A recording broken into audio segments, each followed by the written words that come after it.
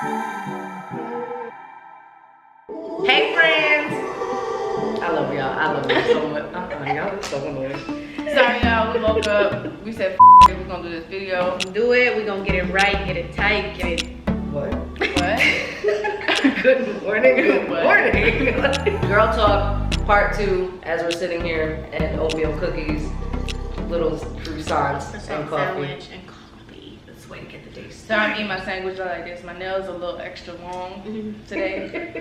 Wait a minute, It's see kinda- though, Senia has never had them this long, so this is even. And Please it's show kind them. of confusing. Please. But guess what? Sis got them done today, okay? Leave it up to us three by ourselves. We talk. Nobody here. We will talk and talk-ish all day. Okay. Your hair is short. Can you cut your hair? Yeah, I wasn't And she playing. has to cut more, he said, but I Yeah. told her not to do it right now.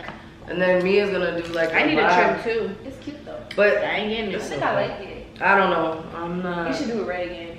Yeah, I think we might go brown, but yeah, I like red. Brunette. Brunette. Yes. That's you. Cause it's gonna your eye color gonna pop out so big. All right, so Girl Talk Part 2. We're gonna be discussing depression and anxiety. A lot of people go through it. I feel like it's a very important topic. I know I've went through it. I know Senia, Essy, they've both been through it, and I know you have gone through it. Whether no matter what the situation is, Yeah, I've been through it. we all been through it, and it's not a joke. It's definitely not a joke. Who wanna start? I mean, You can start. So with the depression situation, a lot of people, young people being in school, social media now a lot with the social bullying, school bullying, a lot of that takes effect on people, and you don't know how someone's going to get through it. And then, that causes a lot of people to not love themselves, not want to go outside.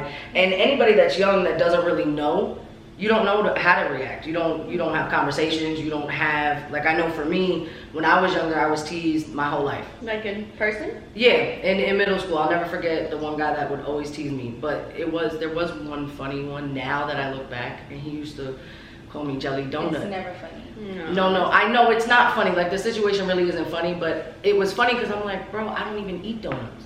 That it was like that type of when I got older. And if he saw me, he would moo when I would come out of a classroom or something, like I'm coming down the hallway. And this is real life. Like, I'm just day to day, and this is when I was more quiet. Like, if you knew me, I was loud. And then I would, I played sports. I was a tomboy, but I've always been a big girl. I was never slim, only up until 2nd grade. And then I don't know what happened, but that's okay. That's okay. So during that time, my parents they were always in fights. So I had my parents in the process of getting separated. So I'm dealing with home stuff. I'm dealing with, school being teased. More tough. I didn't have anybody to talk to. So like I literally, and I remember my room, I remember the corner, like I would literally sit, like I didn't want to go to school, so I would sit home and I literally asked God to kill me. I didn't want to be up. I didn't want to go to school. I didn't want to see anybody because it was always something negative that I was crying the next day. I was doing this. And again, at that time, for me, I didn't have anybody to talk to. I wasn't comfortable talking to my mom at that point. My dad, deeply fell alone. And it wasn't until it was the end of 8th grade for me, I had lost my best friend in a car accident. After I lost my best friend in a car accident, her and her mom passed away. After that, I don't know what hit me. God was like, you're gonna feel this raft or something. But after she passed away and I went through that, you couldn't tell me anything. Right. I loved myself beyond measures. Like, then I didn't like photos. Like, I would have photos here and there, but if you ever look at, I'm always in pictures. Right. Growing up, I had a camera, like the digital cameras, like not those, like the disposable ones. You know what I'm saying? Like, I always had a camera once I got to high school. You didn't know me as being the girl overweight. I would always take pictures because I only had 2 pictures of my friend that passed away. I didn't have any with her because I was ashamed to be in pictures. Now I'm taking pictures left and right. So you think this kind of taught you not a lesson, but like it like flipped it for you? Yeah, because if I didn't lose my best friend, I don't know what would have happened. I don't know if I would have went into high school in that dark moment. You know what I'm saying? I don't know. Right, and so and like I said, I never questioned it because I have to thank God for that because it was such an unfortunate situation, but at the same time it helped. Open like a way for you, like a light for you to know that it came with some. It came with some comfort in a way because look what came out of that. Yeah, because when I went to high school, you couldn't. There was the only way that you knew You never said anything about me being overweight. Like that person never made fun of me. You knew me for being loud, because now here comes Caitlin. Like I'm just gonna be the bubble person. You're gonna see me. And so you got through it by feeling better about yourself. So you made yourself loving myself for who I am, and not caring what people had to say. Because at that moment when she passed away, I realized that was my first moment of life is too short. We just graduated 8th grade. Right. We weren't even in high school goes yet. for everybody that's out there. Like, no matter if you're calling someone fat, big, ugly, small, even down to what they're wearing, because you don't know their family. Anything they can you're afford saying, like anything. today when you go on social media and you just see, like, you will go in the shade room, y'all love the room, but you see all them people down there that's just talking about even little babies. Y'all have stuff to say about little kids. Y'all gotta understand, it don't matter if you just like talking about that's not their parent or that shit. They or the take baby's looks. They take that into. And the baby can't even defend themselves. And they don't. I feel like it don't even matter how old you are. People, you gotta understand what you say. Words hurt.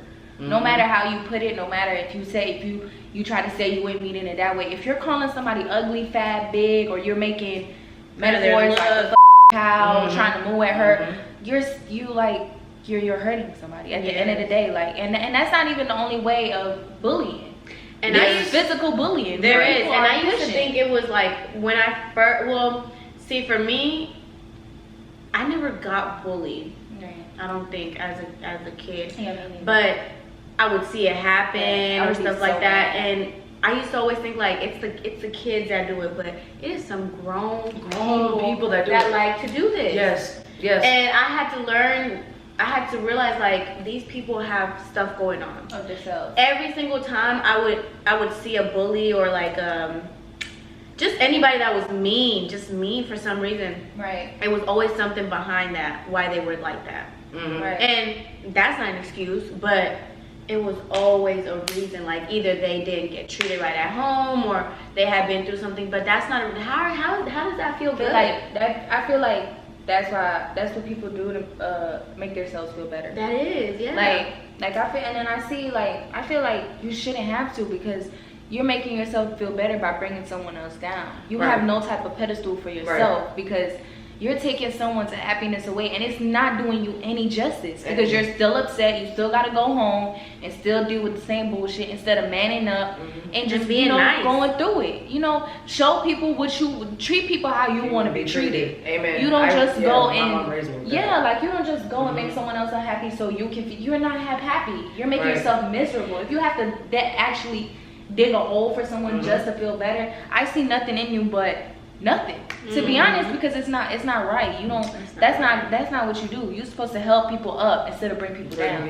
And that's what makes the world messed up, because everybody, when it comes to just people in general, when it comes to women empowerment, and nobody wants to see other people win. And there's other forms. It's not just bullying. It's like that, like women empowerment or stuff like that. When somebody tells you good news, or everybody uses social media now. So when somebody expresses something they're excited about, and you as a stranger or as a friend or as a family member come with negativity, you could give criticism, you could be real, you can lay it out, but when you're negative and already doubt everything, that's also a form of like, not bullying, but it's a form that can bring somebody down. It's that negative energy, and it's how it's stated. I mean, you can always have your own opinion. We all agree on that, but it's different. That is way different when you're actually sitting there and people are just not happy for you. You can tell when somebody says congratulations, and you're like, you don't mean that. Right. Like my old coworker, she was like, Joy was one of my really good friends, but she said to me, she was like, I don't know why, but it like fuels you because you love seeing other people happy. But you don't get that same energy back. We're in a world that nobody wants to see nobody. So that holds a big weight. And I even know, back to what Senia was saying, I even know people that makes fake accounts on social media. And just like you said, they literally are so depressed within themselves and mad at the world that they want to bring you down. And they'll comment and they'll say all these nasty and hurtful things. And I'm like, and at that point I had to ask, like, why do you do that? That's sad. And they're like, well, they'll be okay. They have everything in the world. No, what? Everybody is sad that people even think that way. Y'all, it could be the richest mother. Sorry. She making me do more work. Sorry, y'all. It could be the richest person on earth. That same person can be getting bullied right now, like, and it can still drive them. Like, there's so many people that has killed themselves over stuff like this, like kids too. Back to what Senia was saying, when I had graduated high school, there was a boy 2 years younger than me. Year after I graduated, I think it was a year after I graduated. Right. That man, such a sweetheart. And and again, I only know him from school, but you would never think. Right. But you don't know what someone's going through. This man hung himself in his garage. His father found him.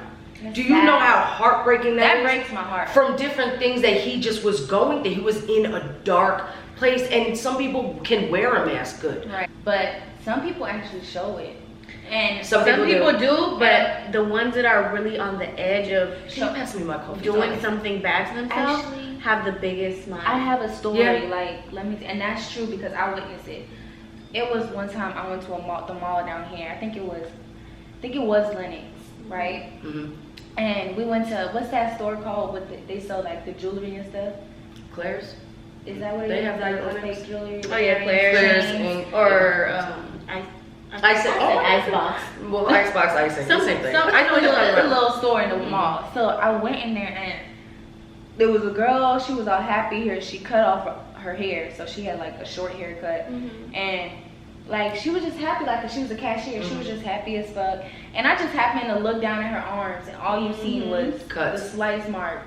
So I walked out and I told my brother, I'm like, I have to give her a hug, because she was so happy. You would never tell, like, she was cutting herself, like, y'all, literally, she was light skinned. So I just went back in there and I gave her a big old hug, because I'm like, and then she started crying. That's how I know it's like people like that, they know how to hide it, but you can't hide shit like that.